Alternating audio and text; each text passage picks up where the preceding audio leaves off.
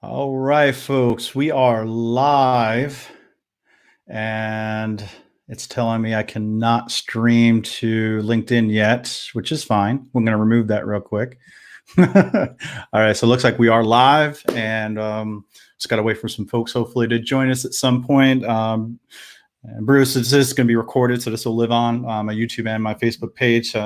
Cool. It's Friday, right? I definitely dressed down a little bit. I've been wearing t-shirts most of the week, but I just definitely worn my my Key West hat because I'm thinking about going to the beach rather than staying home this weekend. How about you? How are you dealing with this whole social distancing?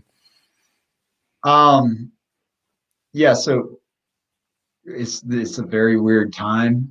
But I've seen other SEO people say basically something similar to what I say. Like I work behind a computer most of the time, so it's not that unusual for me.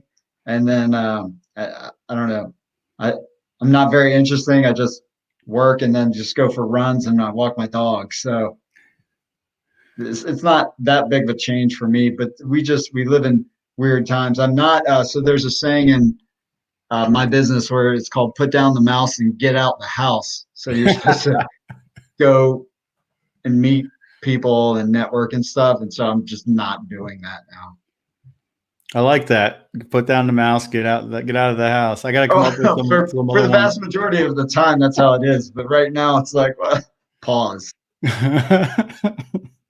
live in interesting times. Yeah, and for me, a passion of mine is creating video, and it's just so hard to stay out of my office because I want to keep creating that next video or learn the next way to add graphics or do cuts and stuff like that. It's hard for me to put down the mouse. Yeah, yeah. Well, pretty much what we're here to do today is talk about SEO, and what I want to do is just make sure people know that even though the world's kind of slowed down a little bit, and don't slow down your marketing, don't slow down trying to grow your business. Of course, some industries are going to be affected more than others, and what I want to do is empower those that actually have either time, budget, or the brain power left to actually do something to make sure that they stay relevant through these times and then come out the other side. Because it's almost like, if you're pedaling and a grindstone, you're trying to sharpen a knife. If you stop pedaling, the knife doesn't get sharp. You need to keep going no matter how hard it gets, because hopefully you can stay afloat, you can stay in business, and you'll come through. And I see somebody joined us. Let us know which platform you're on and give us a comment. Let us know where you're calling from or where you're viewing from. And then also, if you have any questions, let us know. Bruce, what I brought you on today to do is talk about SEO. I'm knowledgeable. It's like one of the facets I'm decently knowledgeable in, but you live and breathe SEO, and you're pretty much a consultant, right? Tell me a little bit about what you do in your job. So the easiest way I've learned to say it is I move websites to the top of Google searches. It's a very simplified version of it, but that's essentially what it is. Because as most people know, it's just math. Most people look at page, the first page of the search results. They'll go back 10 pages or infinity pages, depending on the search. And then like the top is more value. You just get more eyeballs. And so a business needs eyeballs. And so I help that business get targeted eyeballs online.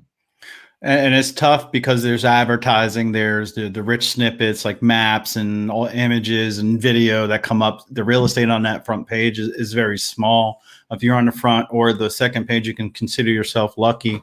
If I was to come to you and say, hey, Bruce, here's a list of 100 keywords, I want to be first page for all of them. That's not realistic. Yeah, it kind of, you have to, generally, I need to understand the business and I need to do research for the client to see what's going to move the needle for their business. And then I might need to get some feedback on like types of products or services that they want to sell more of. But generally, I'm going to figure out the keywords and see what's going to move the needle for them. And then, because I say this a lot, I say it's about building your business online. So like you might it's good, especially when you're starting out with a new project. It's a relationship, right? So I like to start with a narrow focus, like what's really going to move the needle for someone. And then after we've had some success with that, we can build on top of that. And then we can go wider and get more keywords, get more traffic. And then you might end up, over time, you've built this huge, great website. You're getting traffic from all over the internet, and you might have 100 keywords, or you might just do really well with 10 to 20. I like that idea, and just like stick your toe in the water, and then get used to the water, and then jump in and get used to what you're doing, and what keywords you might want to be found for, and over time you can, I guess, grow the amount of keywords that you'd be found for. So that's great information. Start somewhere and build from there. But it's not like you have this Google juice that you could put on somebody's website to make them be found for everything. It's not a tip or a trick or a hack. It's really about building a business online, and it is through getting found, which is search engine optimization. Right. So let's talk about some benefits and the importance of SEO. And a lot of people just say, I need to have a website, or, I need to be on social media, but they don't really know the reasons why. They just do it to do it. And now with these website builders like Wix and all these Squarespace, you can just throw a website up and then not even think about SEO. And this is kind of a deck I've repurposed, put together, and Bruce, just chime in at any time, or I'll ask you questions. But these are some of the things that, I put up on here where, it gives you attention. You already mentioned that. It lets you be found online, and hopefully found higher in the rankings, which would mean first or second page. You show in the search results, and it hopefully would encourage you to create content, because would you still say it's important to create fresh new content and have it on a website? It depends on what you're trying to do, right? So if you're a local business and you're a dentist or a roofer, I mean, like, nobody's writing roofing blogs and sharing content about this great roofing technique. I mean, it's good to have some pages on there. And if you can find out ways to solve people's problems by writing good information, then yeah, you can do that. It's not necessary. It doesn't, like, it just frequency of publishing has no, it's not going to move you to the top of some competitive search result.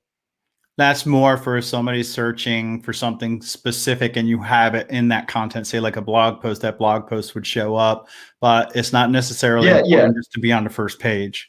Yeah. So yeah, it can help you pull in more traffic, because you'll have more pages that could possibly be indexed in Google. So you have the opportunity to get found. Because if you don't have pages for something, if you don't have content for something, you're not going to get found.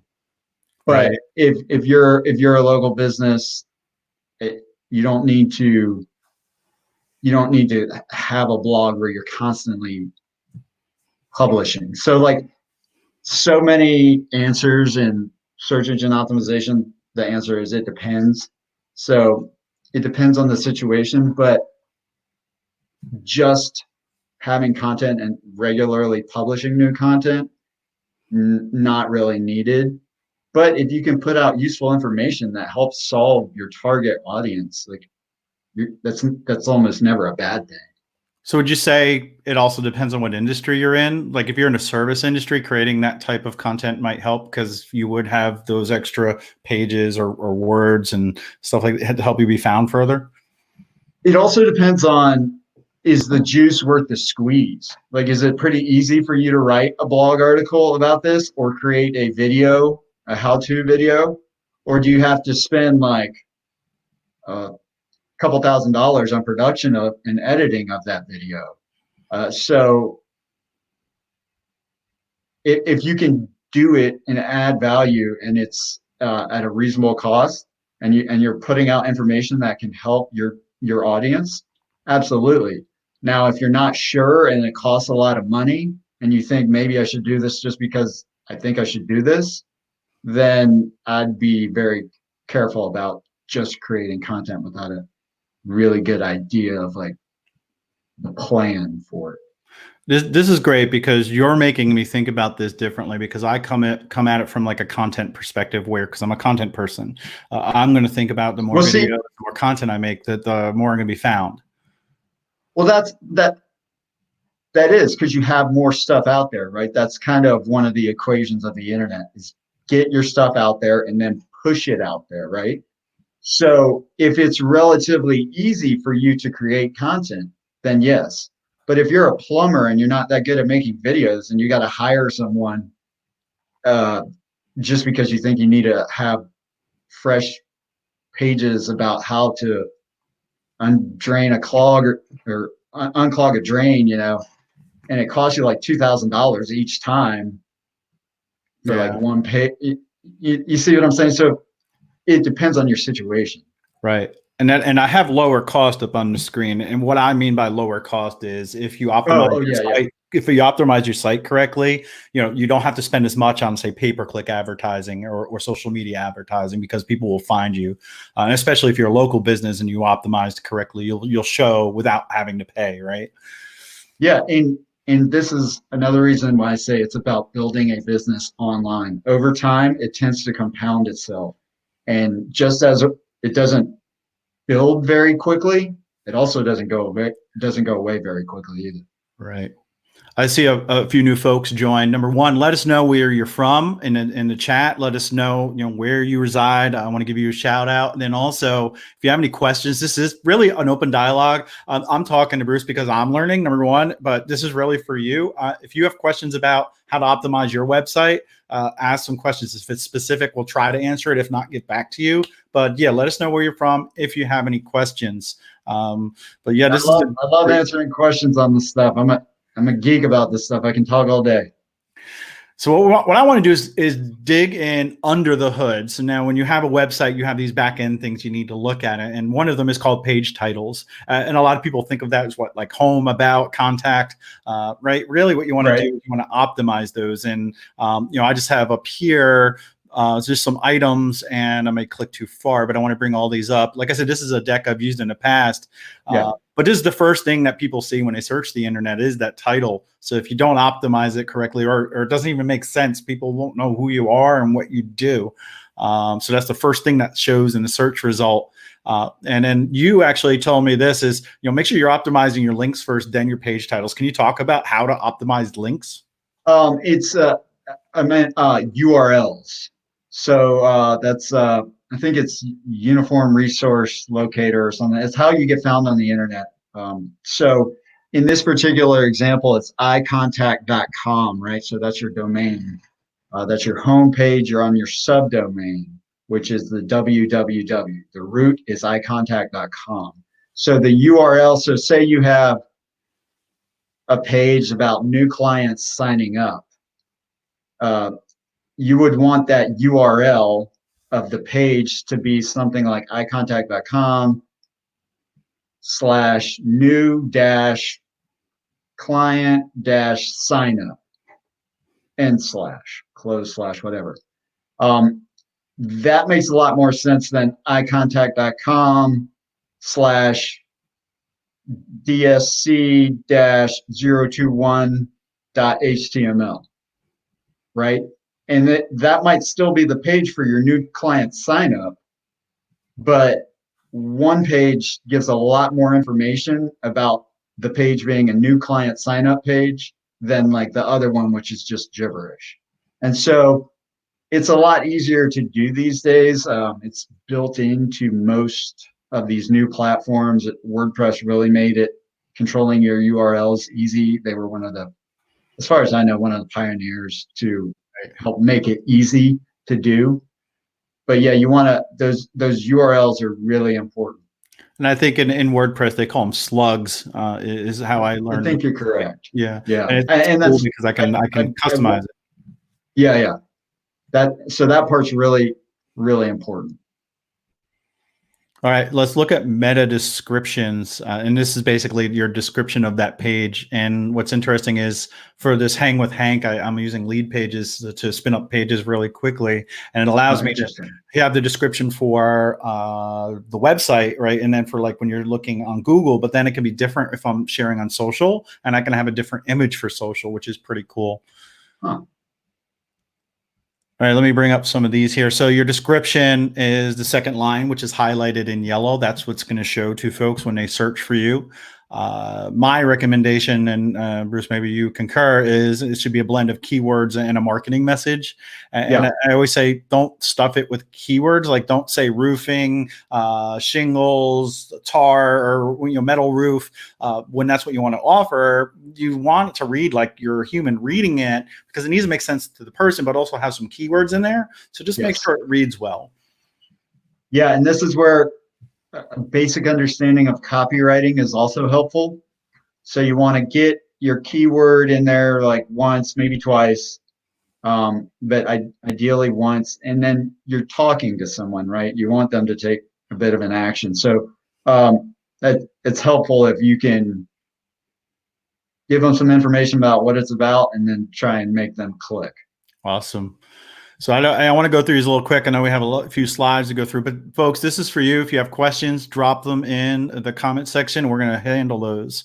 Now you have keywords, and this is not really, I guess, important to optimize, but you want to have those in there. They used to be really important years ago. Actually, I need to go back one, don't I? Go ahead.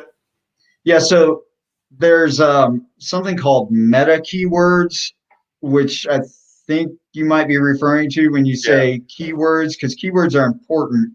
But if this is just, so I saw that you are familiar with the crawler Screaming Frog. Yep. I think you had that on one of the last slides. That's a great tool. And so they have a section on there that talks about the meta keywords, right? Right. Google doesn't look at them. I'm told that Bing still does. I guess that was an older thing. So are keywords important? So if you're a roofer, is it important that in places like your page titles, your URLs, and your descriptions, do you need to mention that you're a roofer and you do roofing services? Yes. So keywords are important. But like, if this is referring to the meta keywords, that's kind of an old thing that doesn't. You don't right. I think I have the example of the meta keywords there, which you said, is mostly for Bing, but I guess there's, I think, a new sites like some of the add-ins for WordPress, you can add keywords, which is probably different than the meta keywords. Yeah, so the most important place is that number one is going to be the domain name of the website.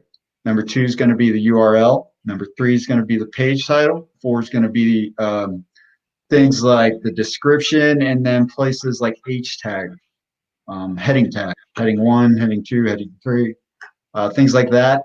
And then you really don't want to overdo it in your content at all. You want to, if anything,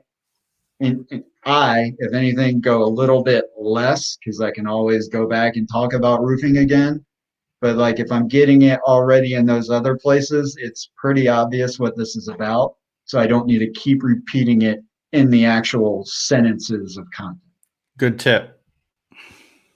All right. So page speed, it matters, right? Maybe not for SEO, but it matters because people might leave your website pretty quick. And then I always recommend doing webpagetest.org just to see how fast it loads. I'll have to check that one out. I haven't tried that one, but I'll have to check that out. That's pretty cool. I heard that at times Google may ping you if your website does not load fast, though. Or I guess if it's your bounce rate, I guess it correlates to your bounce rate. In other words, if a lot of people go to your site and leave right away, that Google may think that you're not as relevant, is probably why I was thinking about page speed. Yeah, so bounce rate and page speed are two different things.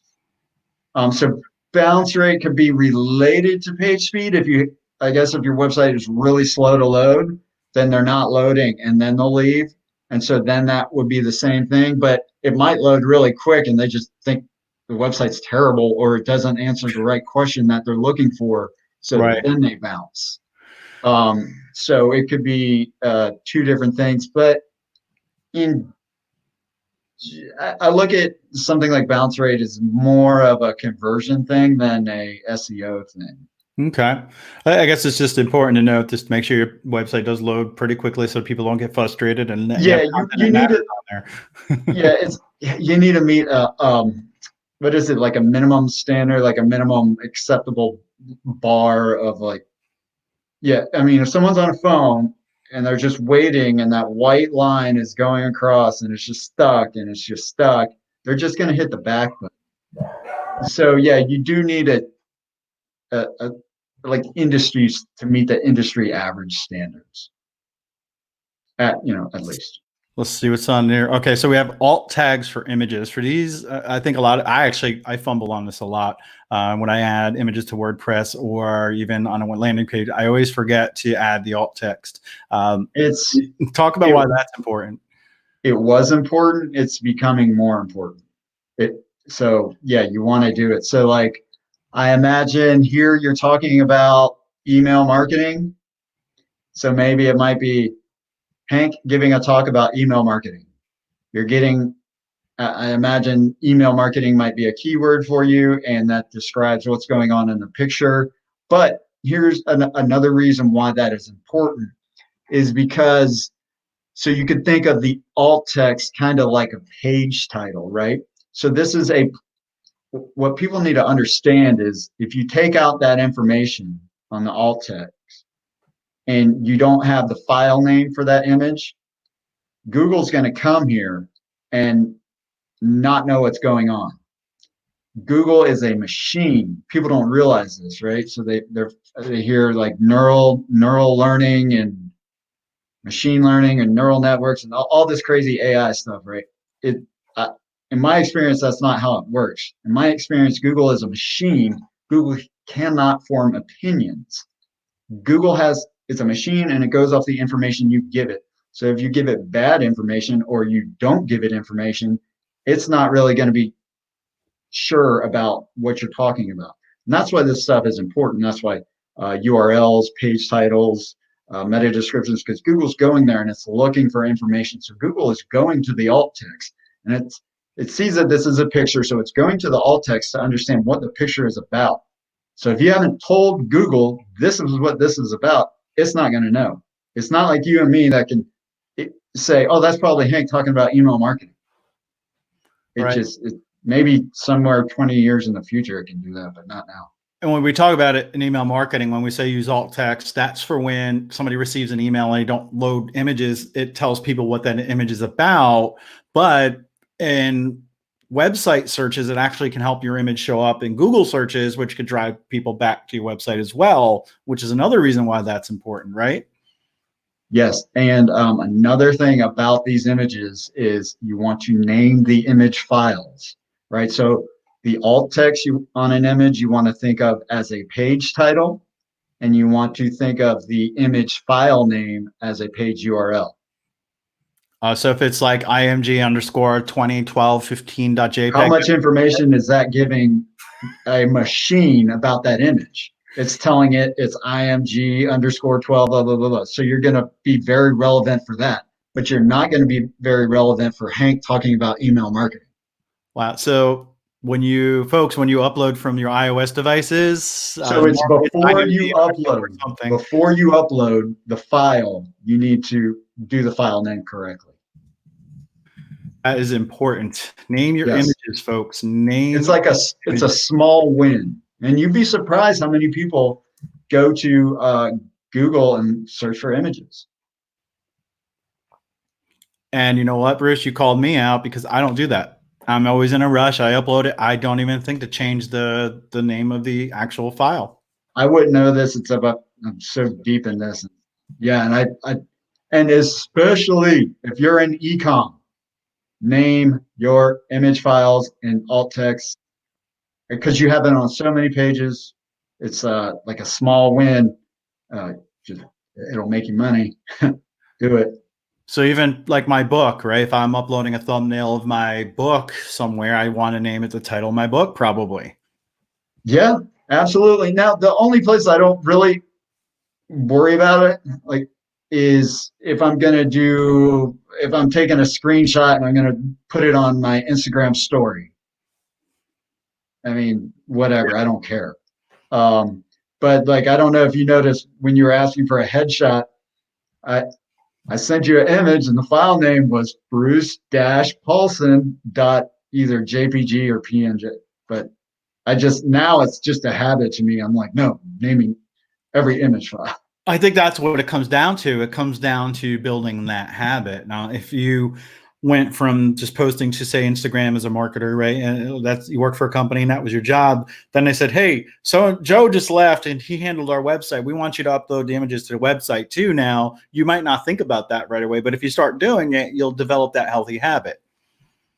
Yeah. And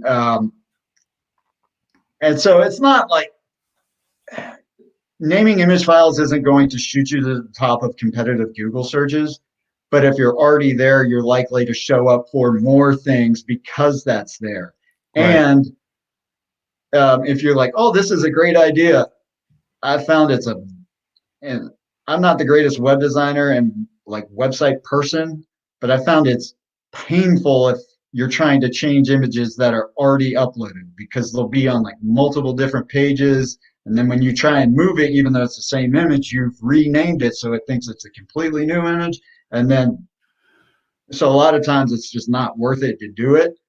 But going forward, always name your image files. So now wondering next time I do something somewhere is, if I upload it, like say from my iPhone, or I send it to my Mac, then and can I change it on the fly, or do I have to change it before I upload? It's going to be interesting to find out where I need to do it before and where I can do it on the fly. Yeah, and so I use a PC, so I'm not. I have an iPad, but I just use PC, so I don't know.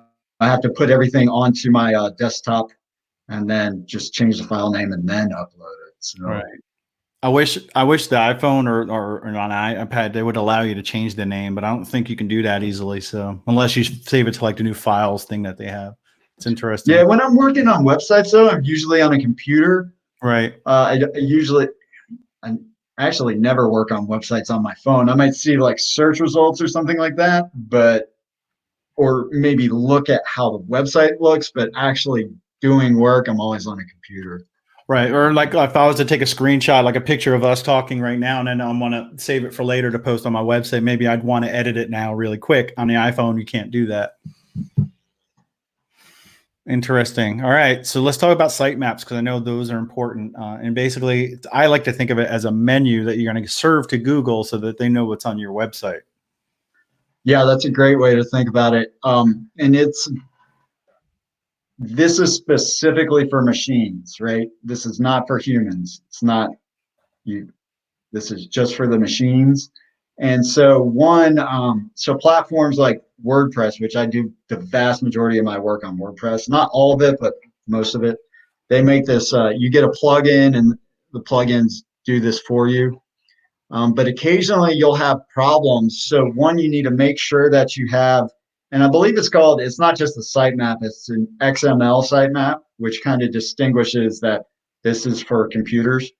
Yes, XML sitemap. You need to have the XML sitemap, and then you also need to make sure that Google can access it.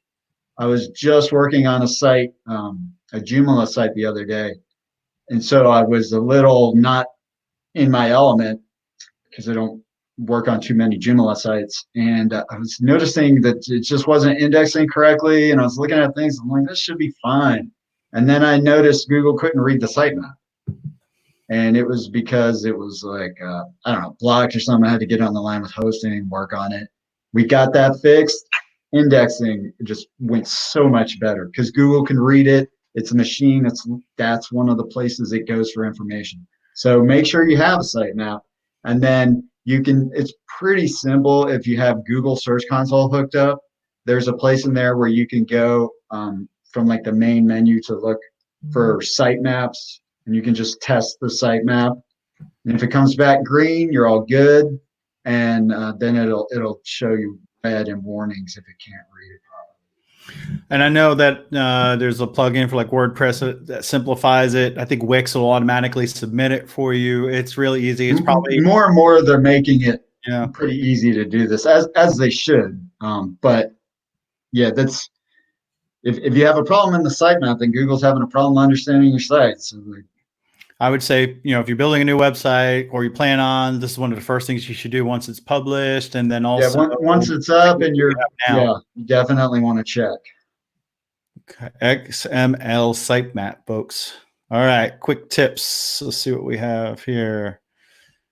All right, so I guess this is something a lot of people don't think about, but if they're not ecom, right, is having that the SSL certificate or making sure your website is secure. And that usually means there's a lock up in the top of your browser. Like right now, I'm looking at StreamYard.com, and there's a lock in the browser. It just means it's a secure connection. It used to be really big if you were logging into your bank or you were buying something online. It meant that somebody couldn't grab that traffic and steal your data or your credit card number. Where now it's coming ubiquitous. I think that some browsers are actually punishing you, and they're saying this site is not secure, and they're highlighting the fact that it's not. I use WordPress for my site. They actually, I'm going through oneandone.com, which is Ionos right now. They actually give me a free one. It's a simple one. It's free. If you have decent hosting, a lot of times they'll provide it. My hosting for my personal website does. But yeah, so like it's actually not a ranking thing. It doesn't affect your ranking. It's a conversion thing, right? If people see it, then they'll be hesitant. Google started pushing this years ago. And so I don't pay attention to Google updates. They update all the time and people get all worried. But there's big updates that you do have to pay attention to. But Google's going to tell you years that they're going to give you plenty of time, right? So like the mobile friendly update is pretty obvious, but they're like, hey folks, you need to be mobile friendly. This is going to happen. But if you didn't know that, then like, come on. And so that was the same way with the HTTPS. They're like, hey, everybody, we're going to start saying that you're not secure if you don't upgrade. So it was important to do. I don't know the technical aspects of in your data or whatever, but it doesn't need to, I'll tell you what it covers. It's not just making transactions. Like even if you don't take credit cards or anything on your site, it's basically if you have a website, if you ask for any type of information, fill out this contact form, send us your email, anything like that, Google's going to make you have the HTTPS. And like that covers like every reason that I know of to have a website. If it's a business and you are building your business online, HTTPS falls into this. All right. So if you don't see the HTTPS in the browser when you load your website, look into getting that SSL certificate, they call it. Yeah, you want to fix that. All right. Just a lot of other items on here, which we don't have to go into detail. I know voice search is something that's, they said it was the next coming, but it's still in its infancy. But you want to have things read like a human, so that if something's being read, that these voice assistants will be able to read it correctly, is probably what I would say for that. Yeah. Let's see what we got next. All right. I think that was my dogs are going crazy. All right. So we got, you mentioned this already, the Google Search Console, which is something you should look into, because number one, it lets you know what the performance of your website is.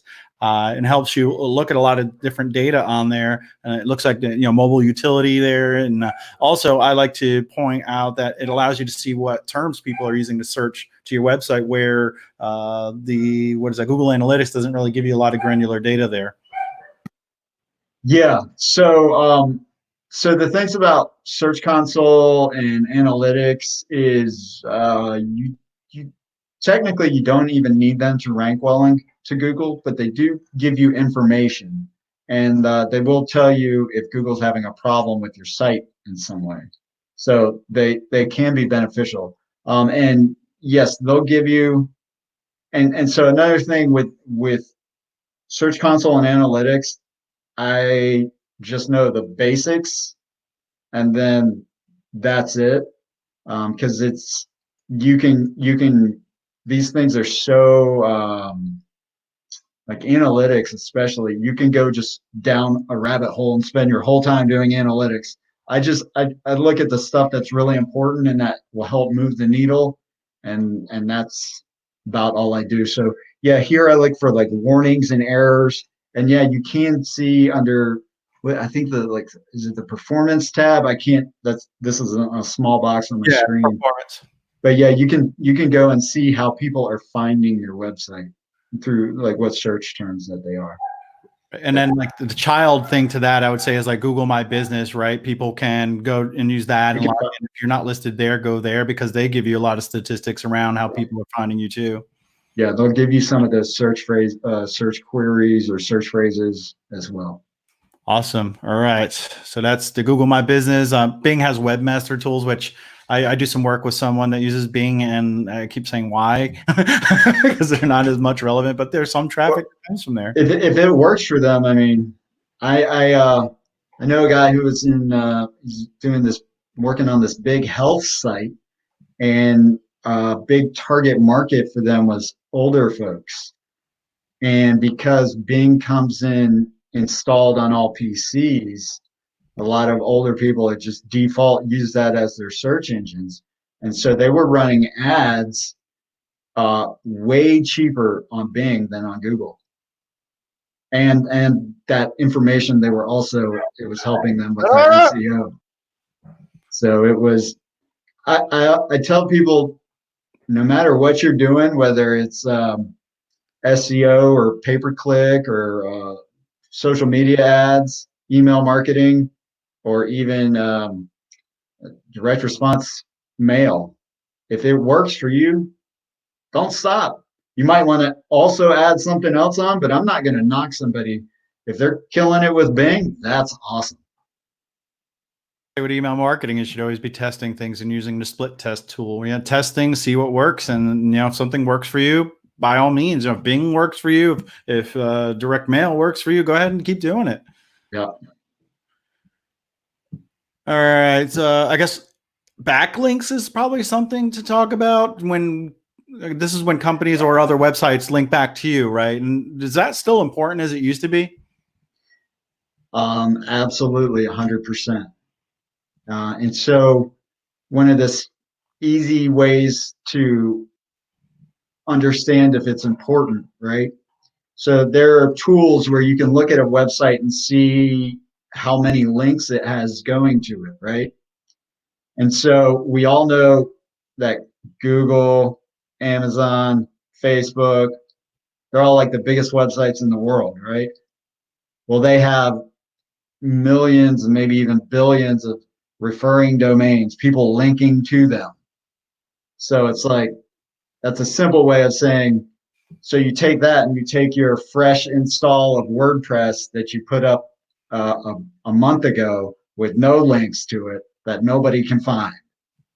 So that's just a simple way of saying, are links important?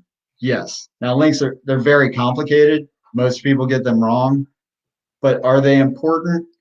Well, you got a small website and then you got the biggest ones in the world with millions, millions, and millions of links.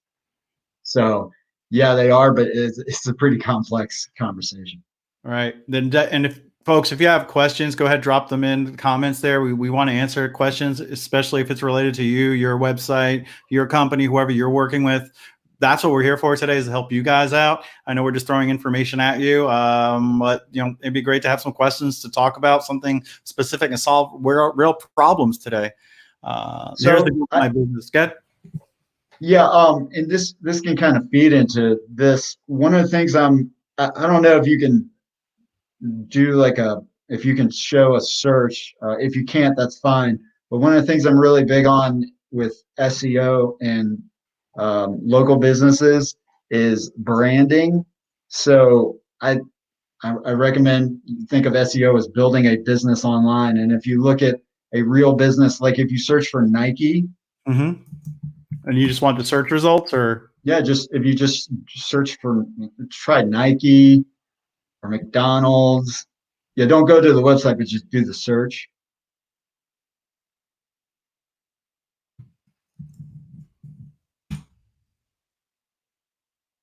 Right? Okay. So we expect this, right? We expect that everything we see here goes right back to Nike, right? So I call this is branding. And I call this owning your brand online, because if someone searches for you, everything they see in that search result is Nike, and it goes to Nike.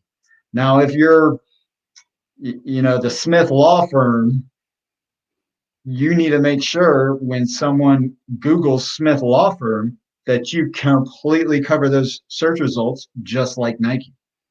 The first page is important because someone might refer you, right? So a brand search is one of the most common searches that someone's going to do with Google, right? If someone refers your company or something, then you need to make sure that you completely cover the page for those search results. So like if you do the same thing for my business, Determined Solutions, like I'm not running ads, but everything there goes right back to my website. And that's not by accident, right? All those search results. And so Google My Business, that big graph on the right, that's the Google My Business. That helps with your brand search. You definitely, if you're a local business, want to fill that out, because when someone searches for your brand, like I think it's very important that they could click on the wrong thing and still end up at it. Right.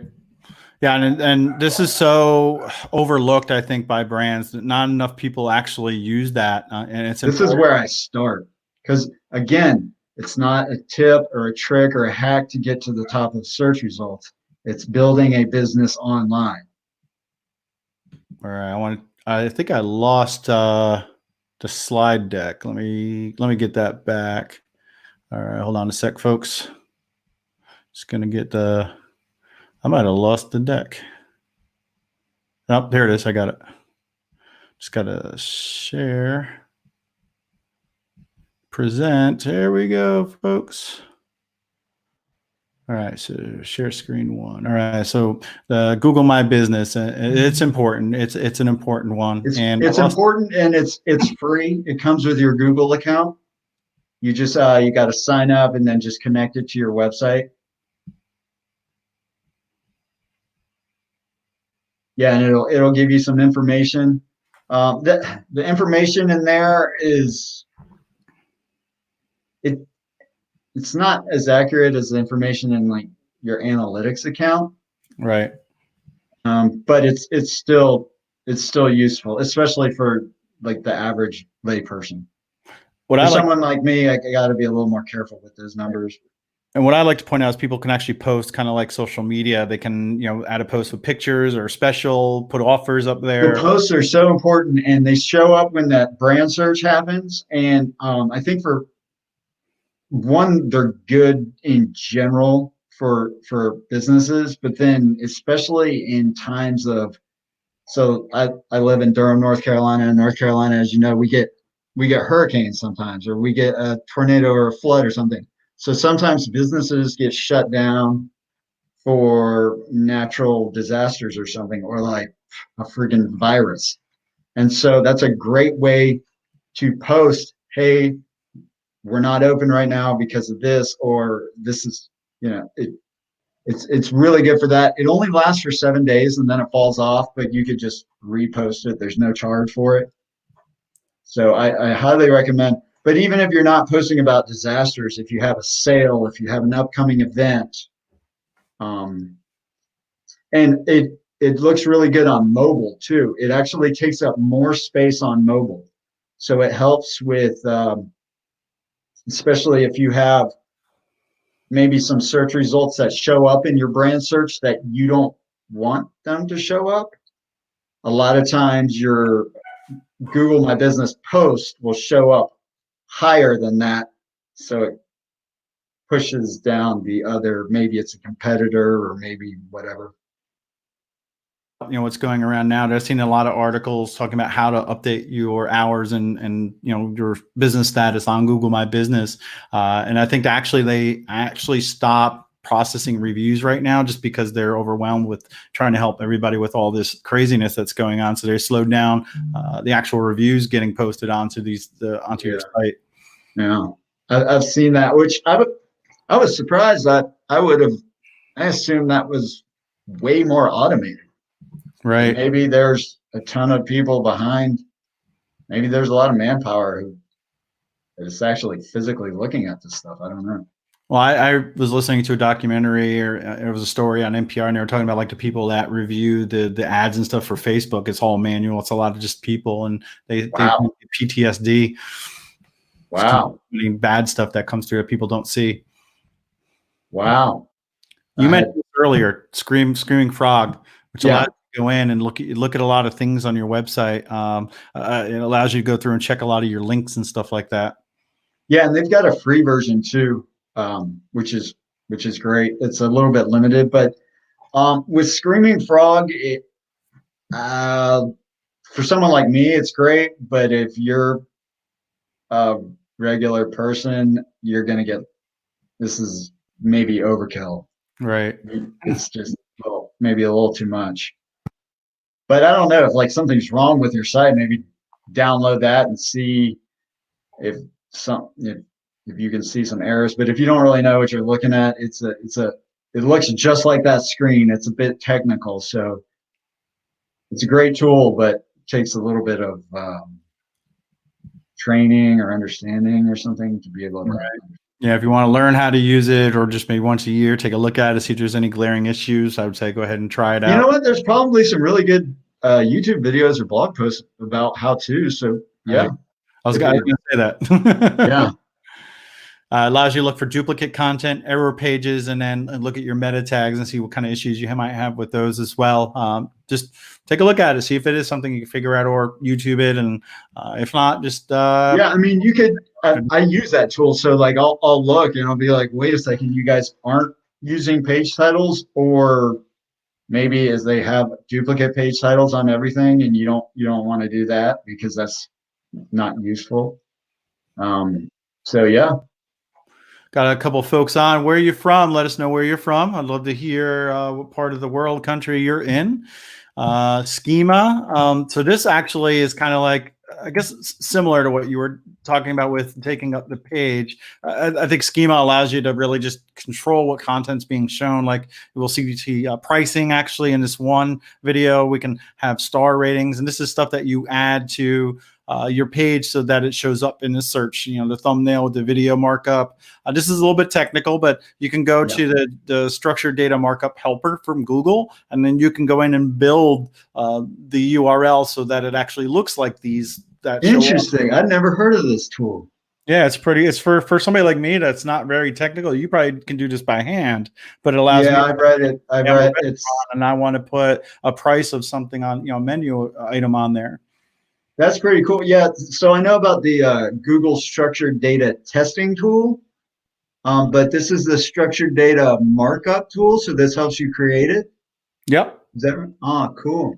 Right. Interesting. Yep. You go in and you put in a URL and you say, I guess like one of the items there would be software application or something. And then it says start tagging it. So it allows you to tag it so it'll show up like over on the left. It makes you stand out a little bit more.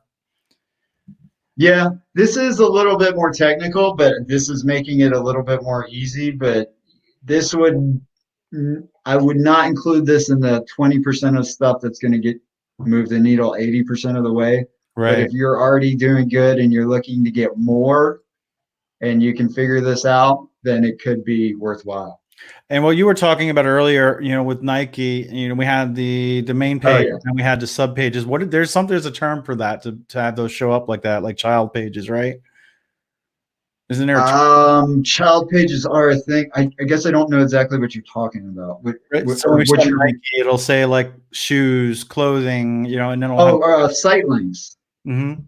Yeah. So where it just shows in Google, where instead of just Nike.com, they'll say Nike.com, and then it'll be a space and like 2 columns maybe, where it's like shoes, apparel, hats. Right. Yeah. So those are site links, and Google decides whether it wants to give you those or not. And so for instance, on that Joomla site that I was talking about, where it couldn't understand the sitemap, it was showing the About Us page first, and then the home page, which is not what you want. I went in there and fixed the sitemap, and then it shows the domain first, the homepage first, and then it gave us site links just by fixing the sitemap. Awesome. Yeah, I think those are So beneficial if you can get them on there because it takes up more real estate. yeah, you can't. Yeah, yeah. I don't think there's any. You can't ask for them. It's weird. Maybe there's someone who has some like real inside baseball and they can do it every time. But as far as I know, that's more of a Google being able to understand the site as opposed to schema implementation. So Bruce, a lot of what we talked about allows people to go in and know what they're doing or talk to people that might want to help them. But, obviously some of the things are very technical and you might not know how to do them. That's where you want to talk to a consultant or maybe use an agency, but make sure you know what they're doing because there's a lot of people out there. I get a lot of emails just to my email address that have a @Yahoo email address and they say they can get me top, front page for my website. Yeah. And there's a lot of that out there. Yeah, and one of the ways I try to distinguish myself, but I say that I keep repeating this because it took me a few years and then I just sold myself on the idea of this is really about building a business online. And so when you approach it that way, it's a little bit different. Yeah, it's definitely still SEO, but it's like, it's not, yeah, I don't tell people I can get them to the top of something in a matter of time. I have to research stuff and then I have to be realistic about the expectations and make sure it's a good fit because like I don't want to just sign up anybody because basically I want to knock it out of the park for someone because then they'll tell all their friends about me. And if it's like I might be able to help them, and then sometimes I just tell people no because it's just too competitive and they don't have the budget to go after what they want to go after because there's these already huge established businesses that have built their business online. And I'm like, I don't want to take your money for this because you're going to think I'm some scammer. Like it's good. You still want to set up your website correctly to get found, but that's like just best practices to do SEO to your website, to have it, to do your page titles, to do your image, file names. But yeah, I don't want to just, I want to do good things for business owners. I don't want to just take their money because I'm looking for long-term money. Right. You're one of the good guys. I mean, there's a lot of people out there just trying to make that quick buck and they don't care if they burn bridges. So I'm glad you're doing the good work.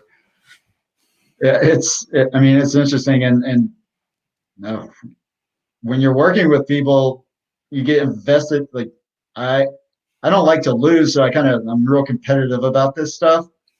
And in this downturn, I had a lot of clients just drop off because their businesses are shut down. So it's like, man, crazy times. Yeah, it's tough right now. Some folks might be wondering why I have a guy, working out here. This is actually from a deck that I had. It's called SEO Boot Camp. It's kind of why that's there. So I just realized that I left that image in there. Or you could be doing SEO for a gym. You could, every site, you want to build to web standards and norms. You want to build so these, algorithms are just becoming more important. You want to make it so they can understand your data at the very least, even if you're not competitively going to be like, I'm the best DUI lawyer in Washington, D.C. But you still want to have your information. You still want to make sure that your sitemap's okay so that Google can read your site. So it's about building a business online. Right. Yeah. There's some quick, actionable items that people can do if they own their own business and they don't really have somebody that builds a website for them, but they've built it. Is, we talked about, your links, make sure they make sense, the naming of your links or the, however you build them. And then also, your page titles, make sure your descriptions make sense, have content that matters, that's searchable.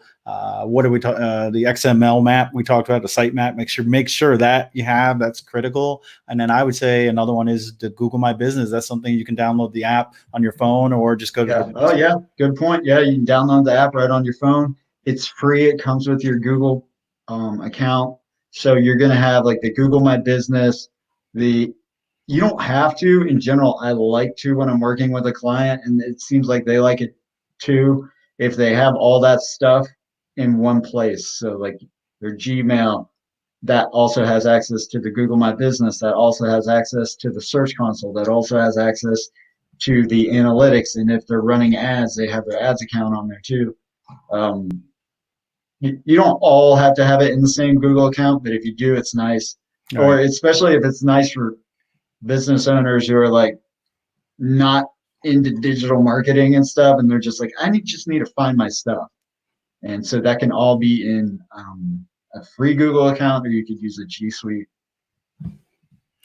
Well, Bruce, I appreciate you being on today. If folks, I don't know if you're, looking to work with someone, or if they have questions, if you want to provide a way for people to find you. Yeah, so my website is determinesolutions.com. You can reach out to me there. And I'm also very active, or I try to be pretty active on LinkedIn. And you can reach out to me there, send me a connection request or question. Email is SEO@determinesolutions.com. All right. And I just put up your website so people can find you. I think I typed it right. I tend to type fast and always get things wrong. But yeah, definitely hit Bruce up. He's very knowledgeable. I'm connected to him on LinkedIn, and I enjoy his posts, and I hope he likes mine. Yeah, I do. Well, awesome. So people will be able to find this, you said, on your YouTube channel? Yeah, it'll either be on YouTube or my Facebook page, and they're both under Hank Hoffmeyer. It's going to live there forever, and well, as long as Awesome. y'all keep it, maybe they'll like it and they'll promote it, upon search and all that. And I guess I need to go back too, because I just put a general description in. But even folks on your social media platforms, etc., make sure you're putting good descriptions in there too, because that helps people when they're searching on there. Not even, SEO is mostly for your website, but there's search engines built within YouTube when you're searching for something. If you look, so like when you do a brand search, right, especially for local businesses, what do you often see? You often see their Facebook page. You often see their social media, right? And that's very important for branding. Those pages get crawled by search engines. So those are also pages on the internet that you want to make sure the information is there that a machine can understand. Right. And why not take advantage of the traffic and Google generally easily understands those pages. So why not take advantage of that? Right. Well, it was awesome. You gave us a lot of information, a lot to think about. We got a little bit technical, but not too technical. And if you have any questions, reach out to Bruce, reach out to me, or reach out to someone that's knowledgeable in that area. Well, Hank, I really appreciate it. This was fun. And as always, I've been impressed with the content that you do. And if anybody here is on LinkedIn, follow Hank. He's a good follow. He puts out good stuff. I highly recommend it. Awesome. And hopefully they'll approve me streaming on LinkedIn soon. I put that in this morning. That would be really cool. I haven't seen anyone do that, but that's cool. Right. Well, that's it. It's the top of the hour. I want to be cognizant of time, but I appreciate everybody tuning in. I'm doing these Hang with Hank sessions for the foreseeable future. I don't see myself doing it long term, because at some point I won't be working from home. It'll be a little bit harder, but I love it. It's great. It allows me to get in front of the camera, talk to people, and share my knowledge. And Bruce, thank you for sharing yours. Awesome. Thank you, sir. All right. Thank you.